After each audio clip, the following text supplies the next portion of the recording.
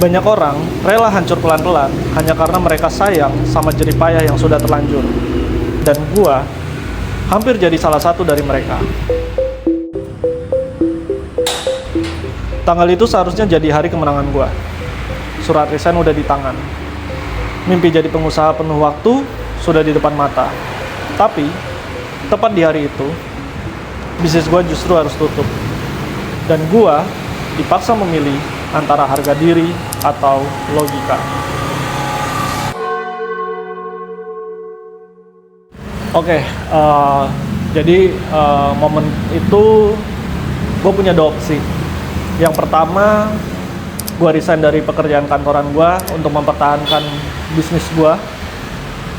Dan yang kedua, gue relain bisnis gue tutup, tapi gue tetap bekerja sebagai pegawai kantoran. Dan itu berat banget. Dan pada akhirnya gue memilih untuk resign. Mundur sedikit, jadi sebelumnya gue udah punya satu cabang yang udah berjalan dengan baik, operasionalnya juga udah stabil. Tapi ada beberapa masalah yang terjadi di cabang kedua gue ini. Dan di hari gue resign, bisnis gue juga terpaksa tutup. Terpaksa gue harus nutup usaha ini karena beberapa hal.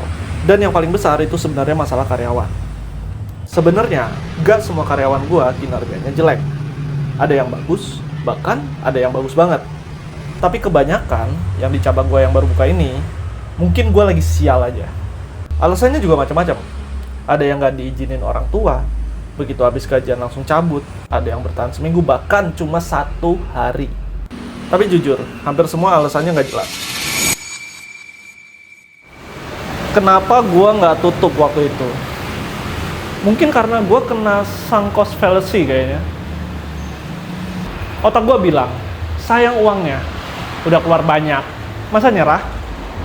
Gue mungkin masih bertahan di posisi yang rugi itu bentuk ketangguhan gue sendiri kali ya. Padahal, gue malah memperburuk keadaan. Gue paksain, lanjut, ternyata malah rugi lebih banyak. Rugi uang, rugi waktu, dan rugi kewarasan kayaknya. Gue udah terlanjur resign dan seharusnya gue bisa fokus untuk memperbaiki bisnis gue. Tapi gue udah di tahap buat bayar karyawan gue dan operasional aja udah nggak mampu. Dan gue hampir menenggelamkan seluruh kapal induk demi satu skoci yang bocor. Gue belajar beberapa hal. Jangan biarin eksperimen membunuh aset lu semua. Yang udah bagus, tetap lu pertahanin. Tapi yang berdampak buruk, coba lu pikirin langkah yang baru.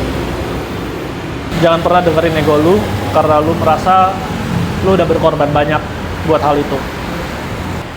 Ya, menutup cabang ini bukan akhir dari gua, tapi ini adalah awal untuk hidup gua yang lebih sadar. Dan yang terakhir, lu harus tahu, apakah bisnis lo ini investasi atau cuma parasit? Karena hidup butuh teori untuk dipahami dan realita untuk dijalani.